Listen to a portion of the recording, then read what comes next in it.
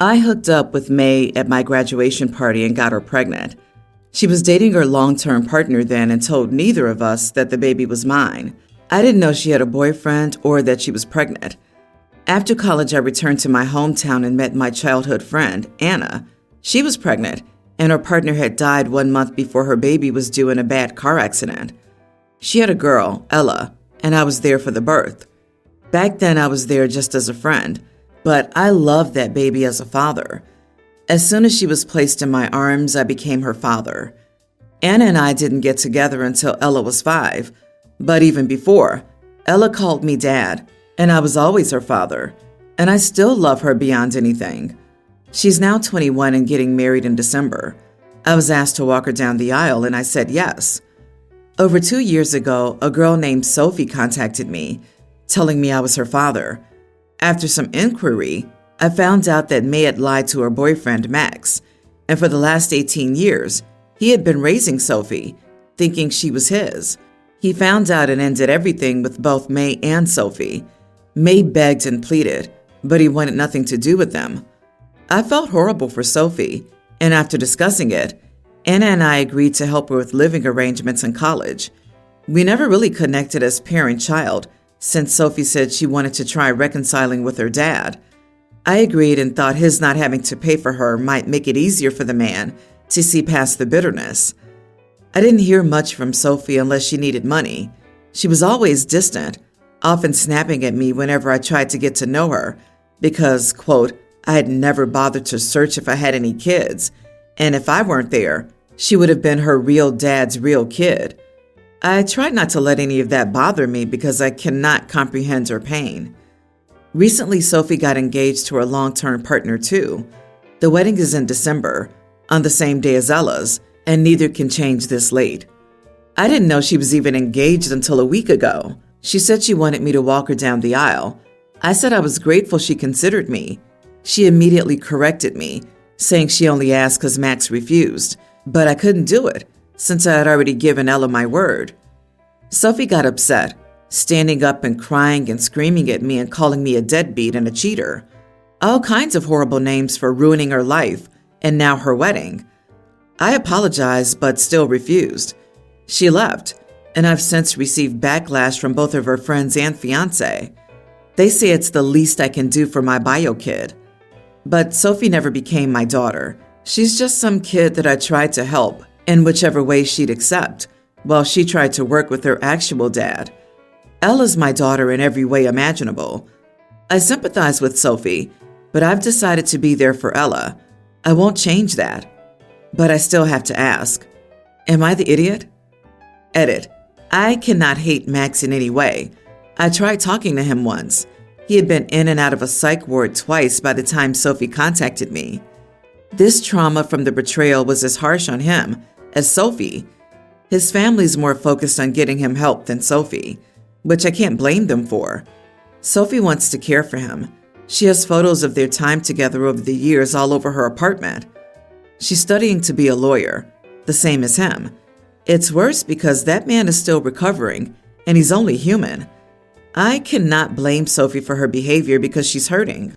How do I blame Max when he's hurting just as bad? May vanished after a paternity test. It has been over a year since anyone, not even her own family members, have heard from her. I cannot tell you how much I hate that woman. Not the idiot. Wow, May sucks. But Max sucks even more for raising a child for 18 years and discarding her like trash because of her mother's lie. I feel bad for Sophie, but she's treated you like crap, so I wouldn't walk her down the aisle either, even if the weddings weren't on the same day. I disagree. No idiots here. Sophie's taking out her understandable rage at her parents for abandoning her during one of the life stages where she needs them most. Mom vanished. Dad's in the psych ward. Jesus, OP. Sophie needs some therapy. She's probably on you to repay her for all the lost years, even though you did nothing wrong. You need to sit down with her and a therapist and work through this stuff. Poor Sophie had her life explode right in front of her. I know she shouldn't take it out on you, but wow, that's a lot for anyone to go through. Agree. I can't imagine how hard it was for her to find out Her dad wasn't her bio dad suddenly. So this is just really complicated. But that does not mean that you have to be her punching bag. You were just as much of a victim in this situation as she was. I'm sure I'm not the only one who thought that both weddings being on the same day is suspicious. It would be interesting to see when Sophie's wedding was booked and if she knew about Ella's wedding. I wonder, too, if Sophie's wedding day is a coincidence. However, OP, did you know May was with her partner when you slept with her? Without a DNA test, there's still no proof that you are Sophie's biological dad. Her mom could have been with other people for all you know. May sucks for lying and cheating on her partner. I recently proposed to my now fiancé, and we've started planning the wedding. We don't want to make a big fuss and have a big wedding or anything like that. We're trying to keep it simple. However, I was dismayed that when my fiancé made her appointment at the dress store, she did not invite my mom. She's invited her mom, her nan, her grandma, her sister, and her best mate. I had hoped that my mom would be included. I asked my fiancé about it, and she said it was normal to invite only those you're close to, and that's what she wants for her appointment. I know my mom would be excited to help plan the wedding. However, my fiancé has shut her out of the planning and any attempt she's made to try and join in or help. My mom is disappointed, and I hate seeing that. She raised my brother and I alone after our dad left us. This is the only chance she'll have to be involved in one of our weddings or to go dress shopping with a future daughter-in-law. My brother's gay. He married his husband as soon as it was legally allowed, and therefore he didn't have a traditional wedding or any guest. They just went and immediately got married with no formalities. My mom didn't have a chance to be involved in my brother's wedding. Mine was her last chance. Am I wrong for thinking my fiancé should invite my mom to dress shopping and allow her to help plan the wedding? My mom's disappointed that she's omitted and will have no role in the wedding beyond being a regular guest. My brother says I'm wrong. However, he and his husband didn't have to deal with this when they were married because theirs happened so quickly. My fiancé and I don't want children. My brother has a daughter, and my mom suggested that my niece be the flower girl. I thought this was a good idea, but my brother said it's not up to our mom, and if we don't make his daughter a flower girl, it won't bother him and his husband, and to not bring up his daughter being a flower girl to my fiancé. My fiancé doesn't know about the flower girl issue. However, she says I need to listen to my brother and his husband regarding her dress shopping appointment. My mom is disappointed and feels shut out. My fiancé gets upset if I bring this up, and she doesn't want to change her dress shopping appointment or allow my mom to help with anything. Am I wrong for bringing it up? It's causing tension between us. Why don't you involve your mother in your stuff? You are the idiot for insisting and not listening to the first no. It's your wedding too, so you obviously should have a voice when it involves something for you or yourself, not when it's her dress shopping. You don't get to tell her how to enjoy her dress shopping moment. She wants an intimate moment with the people she's closest to. If your wife isn't comfortable with her like that, having your mom there can put a damper on things. They might have to watch what they say or be more reserved. Your fiancé is entitled to private conversations and moments with her family and friends. So are you with yours. So invite your mom to shop with you. You could ask her about the flower girl thing, but is it what you want for your wedding? Or do you just want to make your mom happy? I agree. You can insist on a dance with your mom. You can even do a non-traditional walk down the aisle with her. You can give your mom a tribute in your speech. It is also your wedding, but the dress and dress shopping is the bride's choice. Your brother's right that it isn't up to your mom. Pushing this will create animosity between your future wife and mom, or you won't have a wife. And I hate to have to say this, just because your mom was a single parent does not mean that she gets to override everyone else's wishes or that you get to override them for her, especially at an event that is not about her or for her. End of story. If you think that's acceptable, you need to look at how enmeshed you are with your mom, because that's not how it works when you're a grown-up. My 34 male, sister Candace, 36, is a defense attorney. She's good at it, and I had a case some time back which I asked her about. I wanted her to be my lawyer, but when I talked to her about it, she said, "Well, if you want my legal opinion, it would cost a couple of thousands of dollars, and even more, if you'd like me to become your lawyer." I was shocked and asked her whether she was actually asking for money to help her own brother. She said that she didn't care that I was her brother and that I'd have to fork over the cash if I wanted her to fight my case. I responded by saying that I'd find another lawyer. I've not talked to her since. I had my wedding now and she was invited. I was not keen on her coming because of what she had done, but my parents forced me to invite her, so I did. I hardly talked to her throughout the proceedings, but afterward, someone who knew about my case asked me about it, etc. When I told him who my lawyer was, he asked me why I hadn't gotten Candace instead, as she's my sister. I said she wanted a lot of money, which was more than my lawyer had done anyway. He was surprised and asked whether she had asked for the money from me, as I'm her brother, and I said, "Well, yeah." So others around him heard that as well and asked her about it. She got mad at that and then began to justify her actions. She took me aside to accuse me of embarrassing her and that I just invited her to the wedding to try and ruin her reputation or something. I told her that I only said what was the truth, but she stormed off from the wedding after that. Am I the idiot? Edit. She asked for $10,000 for a single sitting each of 30 minutes and more than $60K to officially become my lawyer. She's good enough to ask for that much and works for a top law firm, but I still won with a much cheaper lawyer. Everyone's the idiot here. I think it's fair that she didn't want to be your lawyer, but I think it's absurd she wanted to charge $10K for a consultation. What she should have done was decline to be your lawyer and help you find one.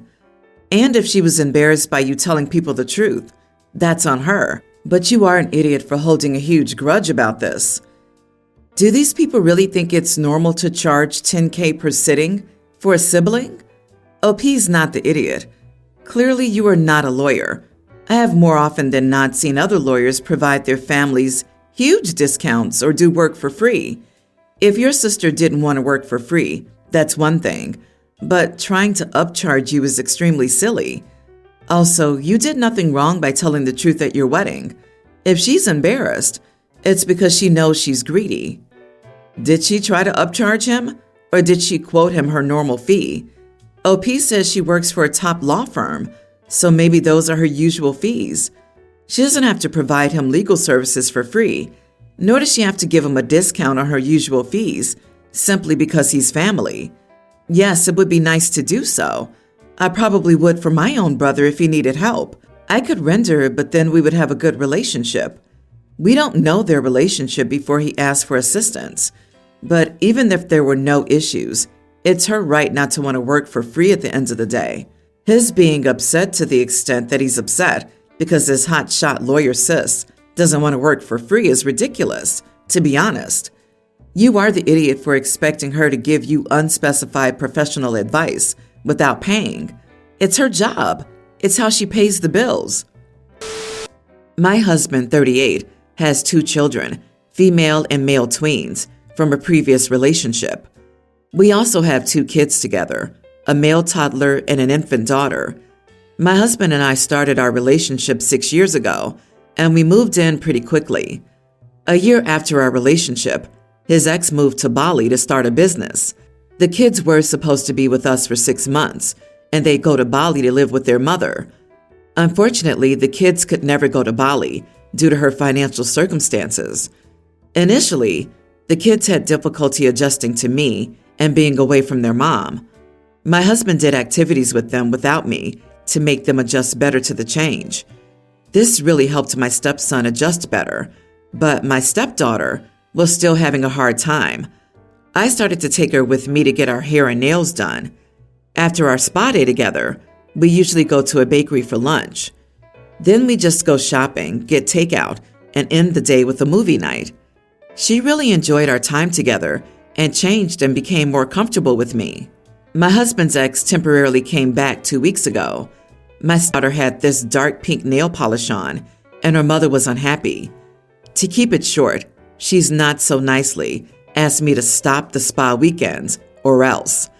I told my stepdaughter that we unfortunately can't do our spa weekends anymore, but that I'd still take her to the bakery for lunch, just not doing our hair and nails anymore. She was, of course, very upset, but she'll probably get over it. My husband's the one who's extremely angry. I tried to talk to him and explain that I was just following their mom's lead. As a parent, he should understand why I'm not doing the spa day with her. Am I the idiot? You are the idiot. Your husband has legal custody of your stepdaughter. He's the person you discuss things with. Also, he is the person who his ex should be talking to about their daughter. Don't talk to the ex. If she asks you to do or not do something, direct her to talk to the kid's father. You are not part of their co-parenting discussions. You discuss things with your husband before you change the status quo. Her mom bailed on this kid. She can't come swinging in for a few days here and there and dictate how you spend your time with your stepdaughter. Seriously, you can be respectful of her place and the fact that this is her asserting herself because she feels guilty and worried that her daughter will love you more than her. But when she leaves, back to the spa you go. That's a really nice tradition. By the way, your husband should be very direct with his ex and keep you out of it. The mother is an idiot. She probably saw how happy it was making her daughter and wanted it to stop so OP could be the bad guy again, but she abandoned her kids. Take the girl to the spa days. If the mother doesn't like it, she can keep her jealous and petty butt in the States, or take the children to Bali. If your husband has your back, keep doing what you're doing. 3 years ago, I told my brother he could borrow my car because he needed one and didn't have the funds to get one. I told him he would be responsible for the taxes and insurance, and I put the car in his name so I wouldn't have to pay any fines in case he got any. I also did this because my other brother stole my car keys and used my car for a joyriding trip, which ended in the car being a total loss. He didn't kill anyone, thankfully. I didn't put anything in writing, which was my mistake, I guess. I believed he would give me my car back whenever I needed it, because I never expected him to do what he did. He didn't return my car. He sold it, kept the money, and used the money to get an upgraded car. The car was worth $3,000. I had a Peugeot, and he bought a Mercedes. My parents didn't reprimand him and think that I've overreacted over the situation, since I have a good job and it's just money. I can honestly survive without that money, but the blatant disrespect is something I can't really get over. I never got a heartfelt apology. I also believe I don't have to give him any birthday gifts for a very long time. My parents asked what kind of gift I would give my brother for his wedding. I told them that not sending an officer after him was my gift. I don't think I'm the idiot, but his wife is innocent and doesn't know about any of this. Should I maybe get her something? Am I the idiot? Send him a Matchbox toy car of your Peugeot. He'll get the message. Let him explain to his wife that you've already given him an enormous gift and he trashed it. You are not the idiot, and if your parents dare to call you out, tell them they're overreacting and it's just money. This is great. Do it. Or send him a card. The car you stole is your wedding gift.